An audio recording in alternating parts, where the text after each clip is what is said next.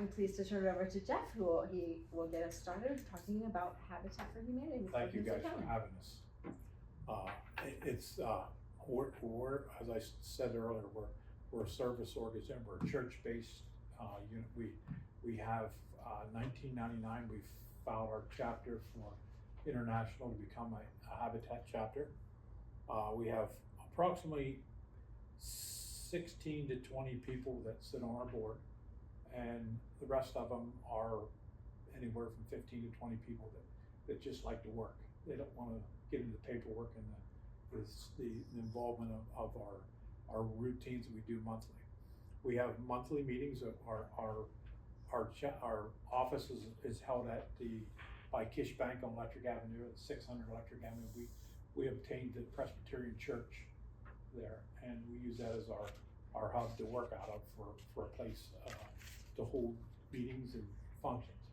But anyways, our purpose and our purpose, each of the chapters, just because you're in your Habitat, you have fall under the wing of international. We have to abide by their regulations, and some of the regulations get a little tough to do sometimes. One of them is the banking industry. We are a bank, so we lend the money to our people, and when we lend money, now we follow under the banking regulations. So we have to follow all the banking, and because we're under the $1 million lending, but we still have to follow all of our offers have to be evaluated, and it gets a little difficult, but that's part of the thing. We march the drum and drum the beat, and whatever it takes to make that happen. Right now, we are presently looking for a family. We have one on the agenda that is in the pipeline. I call it a pipeline, meaning when they apply for a house, it gets difficult because we have our criteria is income regulated, and in Mifflin County we use that 30% margin that if someone makes $100,000 and they usually don't qualify for our projects. But our projects are based for people that when they can afford to make payments, but they go to the bank and their credit is maybe at a 5, or they pay their bills and they're trying, but the bank just says it's just not equity. And that's the kind of people we're looking for. But it's hard to find. We've been a year and a half trying to find a family, and it's hard to find someone that fits that criteria. And we try to. It's hard to find families. They're out there, but it's hard to find them. And we search organizations like this looking for them, and anybody that would have a family. And our families are not defined as a married couple. They can be anything. A man or a wife, or can be just a mother with single children. In fact, our last 3 houses have been mothers with single children, and we try to follow what it takes us in the direction of where we can better our community. Finding families is a tough thing, so reaching out to people like yourselves is a big help to us. Getting referrals, someone who needs help, because there's a lot of people out there can benefit from our program. Because as we raise the money, and an average house's cost is about $150,000, and that's all we pay for materials when they come, and then when the house is done, then we turn the house over to the families, and the families pay us back what we have in that family. And we already determined before we start the house what their payments are going to be, because we don't want them to be poor. We want them to be able to. So like the last house we did, we budgeted the house at $125,000, and her rent was, I think it was $900 a month. Her rent was, and we built her house, a 3-bedroom house, 1-story basement, and she's in the house for $700. It's almost $8. It might be $825 now. I think it's $8. It come out to $825. That's her principal payment, her taxes, and her insurance, and she's paying less than what she's paying for rent. And that's still hard for us to do, because we're trying to make sure that they have money to spend and money to provide their family with, so we don't strap them and they can afford. We've only had one family that we lost our houses to because they broke up but it's a hard job. Finding families is a real tough job to be able to get, the right mix, but we have a good core of people that do that, but again, we always turn back to the community for help and aid on that. And then we also do these projects called Brush Up Kindness projects, and we just did a ramp here in Yeagertown for, I think the nursing service. I got the call from Mary Agency, that she needed a ramp. She couldn't go to therapy.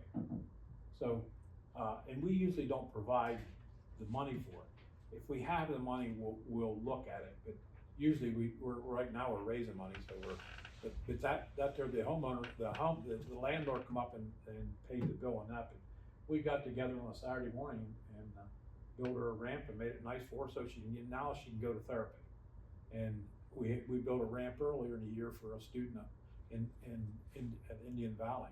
We partnered with the VOTEC, and that's about what our joint thing is getting the community to be involved and taking the VOTEC kids and building a ramp.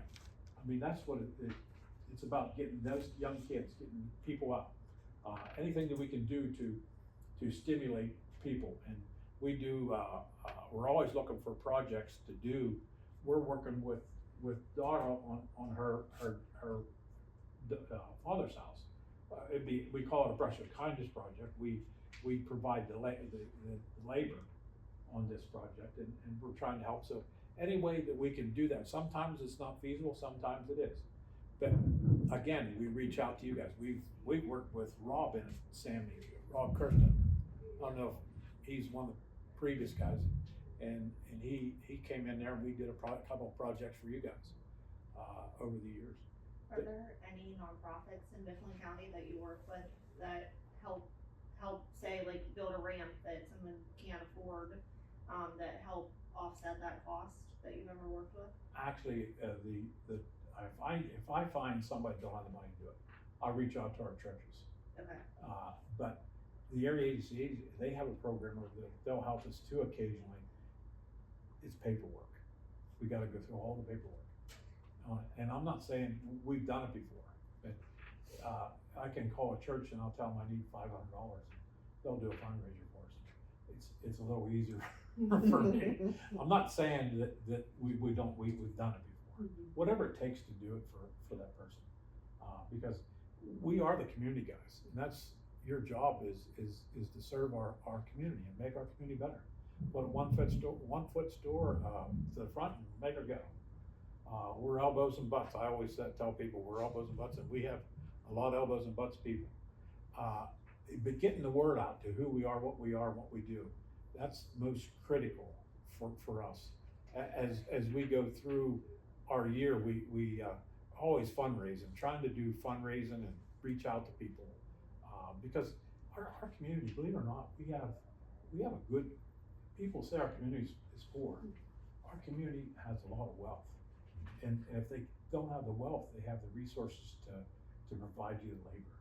And just recognizing that, getting out there and reaching out to those folks, and that's what people like this group here can make a big dent in our community. We've been working with the commissioners on trying to find some grant money to do things, and anything like that to help us. There's a lot of money out there for grants.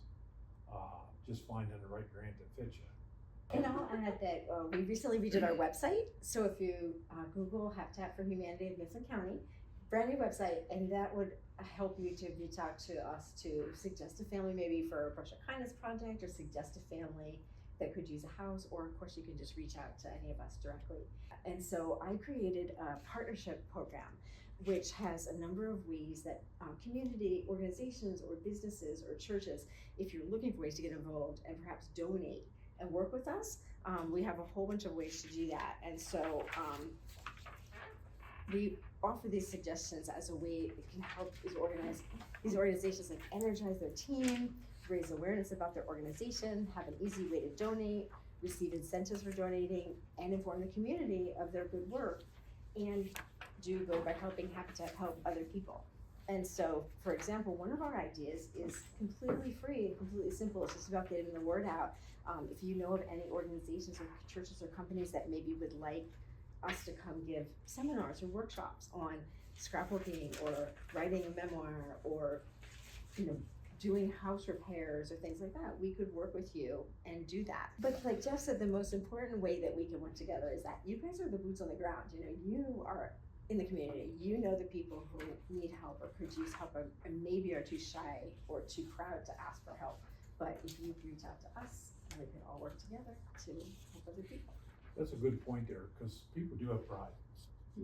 And we try to be respectful, and we try to, work with them and make it feel like it's, a lot of it's them. Because, they give, it's their time to receive the giving. And that's what's kind about it. And when the helpers, the volunteers, that makes them feel good to get them out there.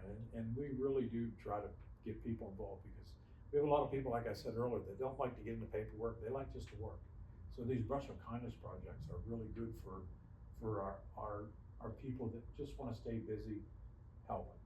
And so that helps us with projects like this, so we do like to do them. And that's a really good point too. If you know anyone who's looking to volunteer, looking to get involved, Habitat literally can use any skills you have, but especially if you know someone who wants to learn how to build things or fix things. A lot of the volunteers are people who have been doing this for decades and are just delighted to offer their knowledge and share. So it's just a great group of people. So please help us get the word out and join us.